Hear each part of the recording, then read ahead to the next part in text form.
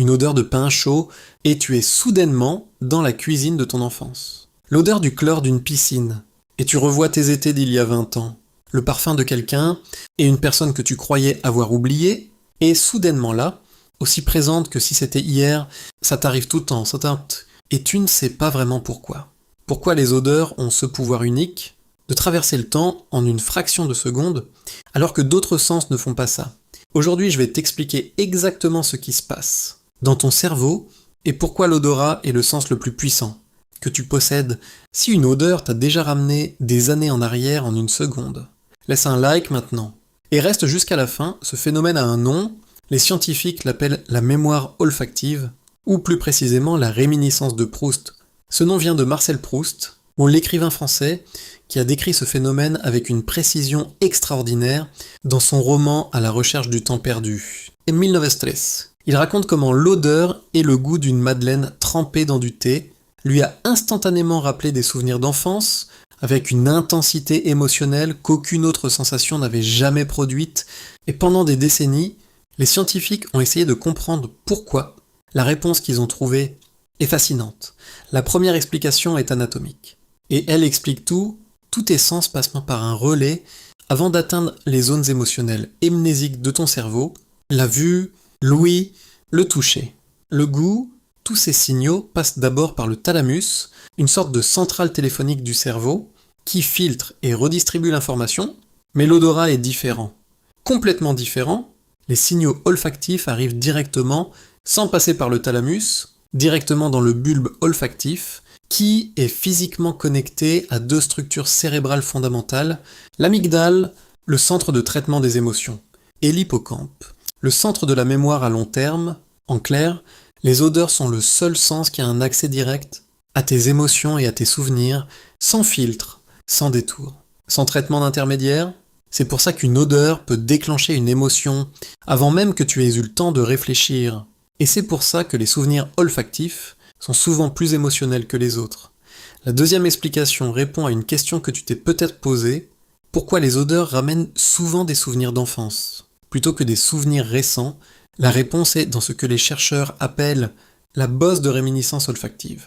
Des études ont montré que les souvenirs les plus forts associés aux odeurs, dont généralement entre 6 et 10 ans, c'est la période pendant laquelle le cerveau est en plein développement. Les connexions neuronales se forment à une vitesse extraordinaire et les expériences sensorielles de cette période laissent des traces particulièrement profondes. C'est aussi la période pendant laquelle tu rencontres pour la première fois la plupart des odeurs de ta vie. La première fois que tu sens une odeur, ton cerveau crée une association, odeur plus contexte émotionnel, plus souvenir. Et cette première association est souvent la plus forte, la plus durable. Des chercheurs de l'université Rockefeller à New York ont démontré que les humains peuvent distinguer plus d'1 trillion d'odeurs différentes, et chacune de ces odeurs peut être associée à un souvenir spécifique. La troisième explication plonge dans la neurologie émotionnelle. L'amygdale est la structure qui donne aux souvenirs leur couleur émotionnelle, c'est elle qui décide. Ce souvenir est important, ce souvenir mérite d'être conservé, et comme l'odorat est directement connecté à l'amygdale, les souvenirs olfactifs sont automatiquement colorés émotionnellement. Dès leur création, des chercheurs de l'université de Göteborg en Suède ont mené une étude fascinante en 2021. Ils ont comparé la puissance émotionnelle des souvenirs déclenchés par différents sens. Les souvenirs déclenchés par les odeurs étaient systématiquement plus émotionnels, plus vivants et plus détaillés que les souvenirs déclenchés par la vue ou l'ouïe.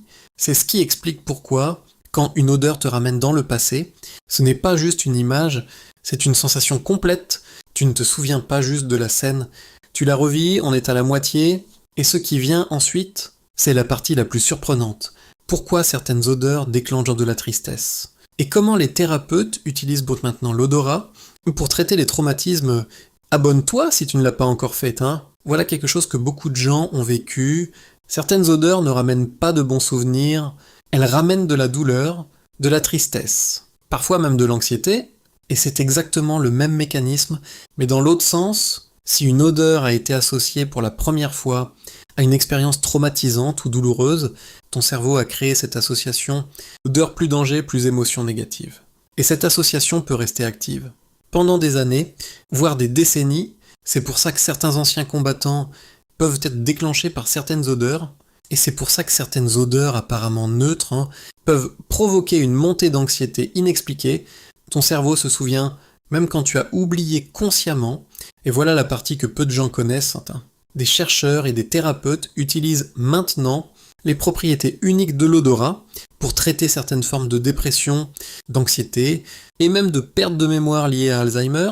Des études ont montré que des patients atteints d'Alzheimer, qui ne reconnaissaient plus leurs proches, réagissaient encore émotionnellement à certaines odeurs familières, comme si l'odorat accédait à une mémoire que la maladie n'avait pas encore atteinte. Et dans l'autre sens, des chercheurs ont développé des protocoles utilisant des odeurs spécifiques pendant l'apprentissage, puis en les réintroduisant pendant le sommeil, pour renforcer la consolidation des souvenirs.